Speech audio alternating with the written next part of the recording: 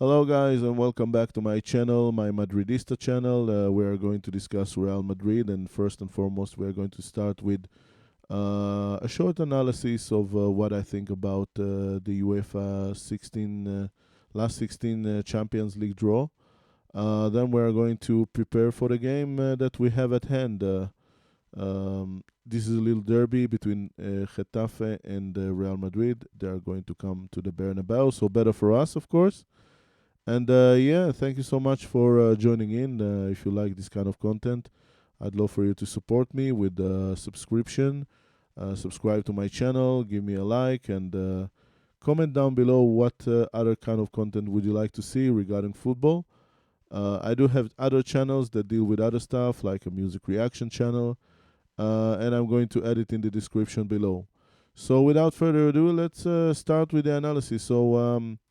The most apparent thing is that I think this has occurred also last year.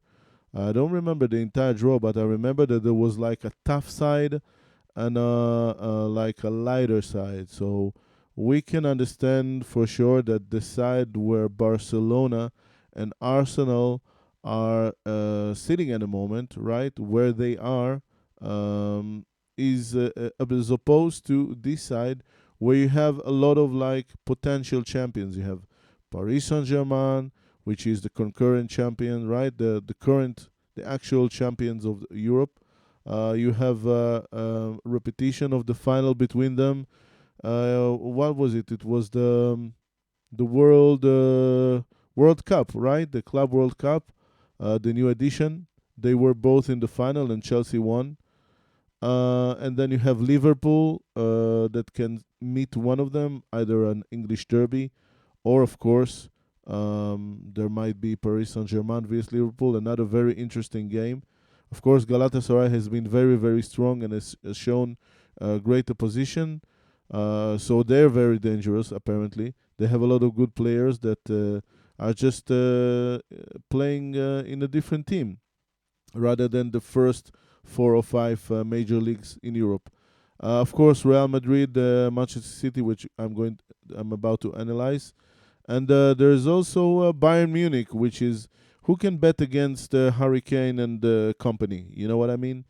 So yeah, that's the most apparent thing, but it's not going to go as easy and as um I mean, of course, if Bodo Glimt wouldn't have passed, would they pass? They passed Inter, right? Either Inter or Juventus. I don't know. Inter and Juventus could have been here, and then the side would have looked differently. But they did beat them, right? Those teams. So obviously, this is a very strong opposition. So I predict that Arsenal will go all the way to the semifinals. I don't see a script where it doesn't happen. If Arsenal won't go, then it's much more of an open quarterfinal. Each in any case, the quarterfinal will have a very, very surprising team. Either Sporting Lisbon, right? Who thought that Sporting Lisbon can get to the quarterfinals of the Champions League when we started this league stage? Or there is going to be a very new team there, Bodo Glimt, which is again, it's like, I mean, you can't have more of a Cinderella story. And this just shows you that the new format encourages everybody. I mean, it depends on the way that you play it, right? Then you have a playoff. It's a one-time chance. It's like a wild card, like they do in the big tournaments in tennis, right? It's a wild card to get to advance to a knockout stage. Which what can you ask for more? Um, so regardless, it's going to be interesting because if Arsenal do advance, whoever they meet is going to be like the biggest Cinderella story in the past few years, and it's going to be incredible because Arsenal hasn't even conceded goals. They are considered to be the major I don't know, for some people at least. If you analyze it, they're supposed to be the strongest team in Europe if you take where they are in the table, even though the last 7 or 8 games in the Premier League haven't gone that well, and they're like much closer now to Manchester City, right? So yeah, so they're supposedly the best team against what could be their alternative to the best team, right? Barcelona, which again, I don't see any script where Barcelona don't pass. I think that the percentages here are ridiculous. They are at least 3 levels above Newcastle, which even in their own league, they're not like a top contender. They're like a second or even third tier kind of team in the Premier League this season. Of course, there could be surprises. There could be like crazy things happening, and I don't take it as granted when I believe that Atletico will pass Spurs, even though they had like some crazy games where they really succeeded in their league this season, that they scored a lot of goals. Um, uh, it is the fact that Atletico isn't stable, but they have a lot of more tradition in this. So anyway, I predict. Let's shorten this. I predict that they will go to the quarterfinal, and it's not that obvious because you know that Atletico has lost for Barcelona in the league, but in the cup they have trashed them, right? Like 6 goals or something crazy like this. So in a double tie, playing for the semifinal, who knows? So let's assume that Barcelona and Arsenal will reach the semifinal. It will be incredible. I mean, you could imagine this as a final because these are two of the contenders to be the best team. So this is not one-sided, very clear opening. Even though I do predict that Barcelona and Arsenal should reach the semifinal, it could be Atletico. There could be an upset here in the quarterfinal, which will be incredible. Because imagine yourself that Bodo Glimt or Sporting Lisbon reach the final or something crazy like this, and then I don't know. All right, Paris Saint-Germain I think are slightly better than Chelsea, but Chelsea have this sneaky way of trying to, to do bad things to their rivals. So they're a very unpredictable team. So let's see what happens. But I do think that eventually Paris will get here, and Liverpool, as good as they are, they had an awful season. Right, they're really unstable.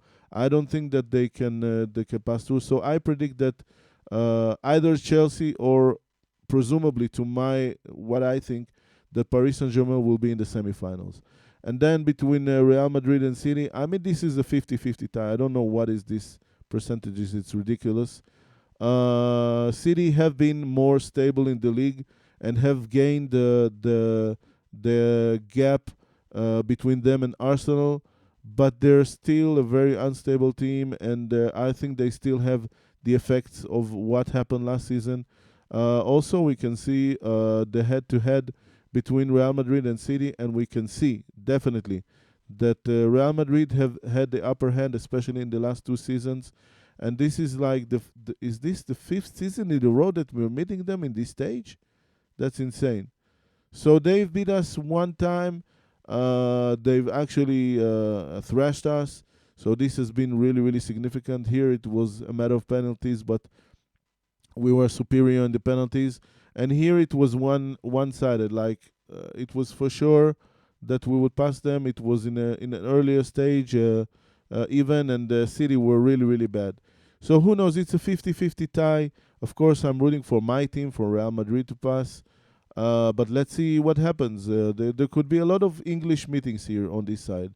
And of course, Bayern Munich, I don't see any script. I don't see any situation that they don't reach the quarterfinals. Again, the quarterfinals are almost like a final. But what it is interesting, there is some sort of percentage, I don't know what, 5%, that there will be a Clasico in the final. It wasn't possible last season. It is possible this season. So I wrote on my X, partly as a joke, partly as like calling it out, that I accept the challenge, FC Barcelona. Let's see you. Let's see you reach the final. Let's fight in the final. Let's finally have one final of a Clasico that has never been in the Champions League. There has been semifinals, of course. And yeah, I mean, it will be like the ultimate, heavyweight, especially this season that everybody's saying that Barcelona is better, and who knows who's going to win the league. It's like Real Madrid are going to first place, and then Barcelona are going to first place, and it's like, 1 point apart. And of course, we had the sacking of Alonso, and and so Arbeloa is there, so it's really really interesting. So these are the odds, general odds that are given also in ESPN. By the way, go ahead and check them out. Check their channel. This is not a substitute for the original, so let's give them the credit they deserve. Of course, Arsenal first place. Bayern Munich, I don't think that they're second place. They're only second place because they're in the other bracket, right? Manchester City have very very high chances here. Liverpool, I don't understand these chances. And yeah, you can see the other chances here. We're Real Madrid. We're never going to be like in low chances, but who knows?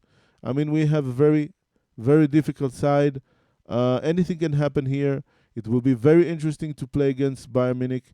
Once again, in quarterfinal, if we pass, it's going to be very interesting to play either against Liverpool, Chelsea, or Paris Saint-Germain. We did meet them in the semi-final last season, and of course, we got beaten pretty hard. And yeah, all right. Let's move on to the next explanation. We are going to check out tonight's game, which will be against Getafe.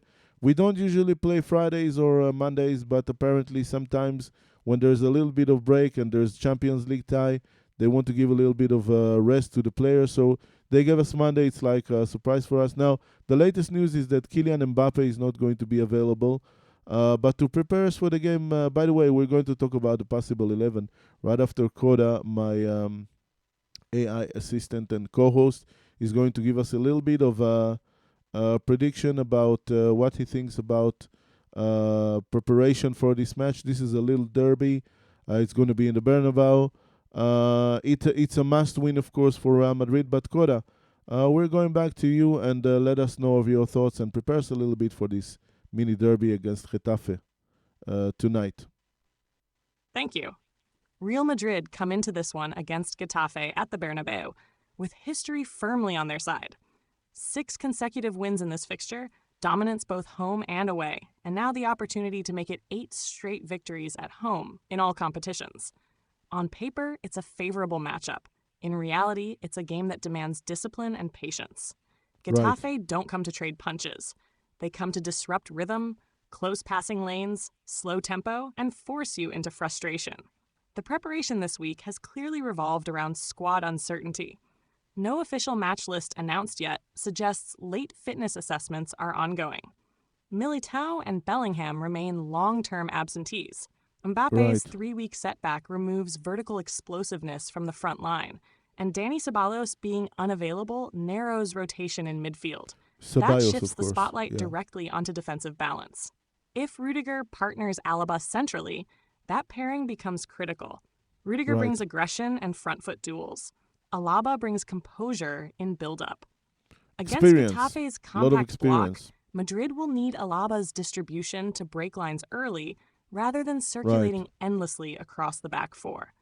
The question mark around Asensio and how the staff assess his readiness only highlights how thin the margin is defensively right now. And without Mbappe as well. stretching space in behind, Madrid's width becomes even more important. The fullbacks will need to push high, but that brings transition risk. And Getafe thrive on broken moments. So the real preparation theme here is balance. Controlled possession, quick switches of play, and not allowing frustration to turn into careless turnovers. I agree. It's not a glamour fixture. It's a maturity fixture. If Madrid manage the tempo correctly and score first, history says the night should follow the expected script. If they allow Getafe to dictate physicality and chaos, it becomes uncomfortable very quickly. Back to you in the studio. Like the loss. Thank you so much, Koda. Like the loss against Osasuna, of course, that we saw exactly the things that Koda was referring to. A little bit of weakness, a little bit of not being very, very accurate on goal. And I mean, I don't know why they brought back Mbappe for that game. I didn't understand it. I thought it was a mistake, and then we didn't have him we're not going to have him for the next 3 weeks. So obviously they're trying to handle their injured, going back from injury. They're trying to handle them a little bit slower, and we saw that with Alexander-Arnold. We saw that with Alaba, with other players as well, Dani Carvajal.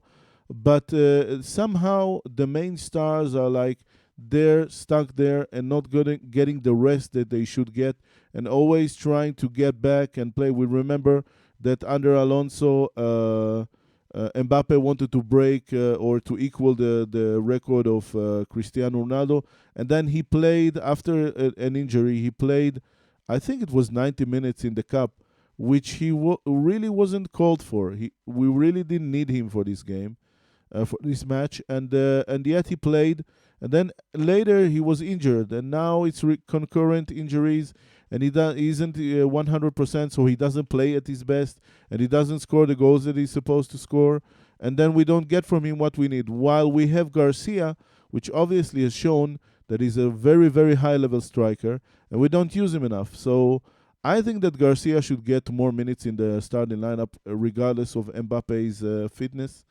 And I think we need to start asking ourselves whether Goulet has to start every match, or can we also have this defensive trio in the back that is proven to be very good against Benfica, which I liked a lot, by the way that they play together. I think that they're becoming better than they were before, and we're always looking at the classic trio that we had back in center midfield. But we have a new trio. We have a different dynamism between them, different creativity, and they will learn to play together. This is the trio that needs to play together when, of course, Bellingham isn't there, and then you have to question whether Goulet should open or not, or to open with Bellingham more in the 10 center position. All right. So basically, a lot is lying on Garcia. I don't understand the thing. This is the last bit that I'm going to talk about preparation for the game tonight. Is that I really don't understand why somehow Mastantuono isn't getting any credit. Like, this is a classic game for Mastantuono to give a little bit of rest to Goulet and to try a little bit of a different formation with Garcia more in the center. I guess that Arbeloa really believes in the junior, Vinicius Junior, being in the center forward position, which he did score in the last few games. I think he scored 6 goals in the last 5 games. So yeah, and also Carreras, I wouldn't risk him. I would. We have a double tie against City, and we have the derby in between them. So we have to have Carreras resting a little bit. I would let Garcia play.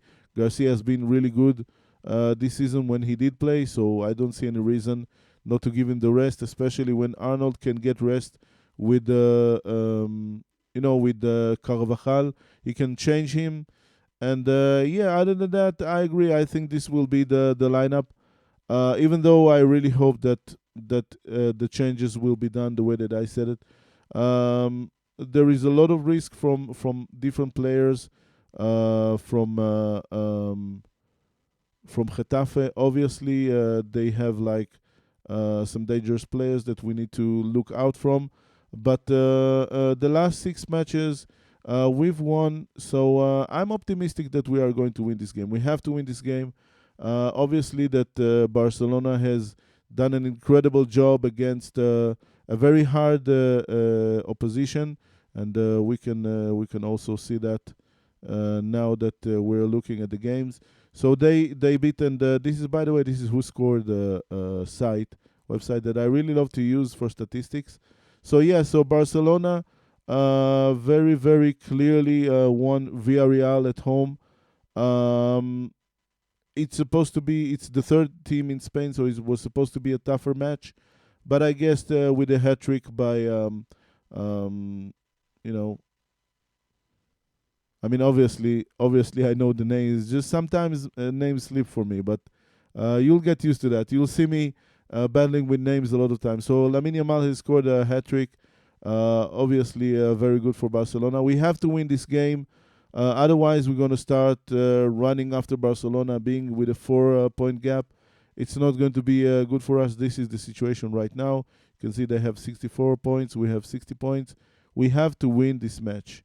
All right, guys, that was preparation for the match today and analysis of the Champions League last 16. I'm kind of new to YouTube, so I hope you Support what I do, and I will bring you my opinions and my analysis all the time. As I said, there are also other channels that I have on YouTube because I really want to separate different things. And if people are just wanting to watch football, that's what they're going to get on this channel. So thank you very much, and I'll see you in the next one.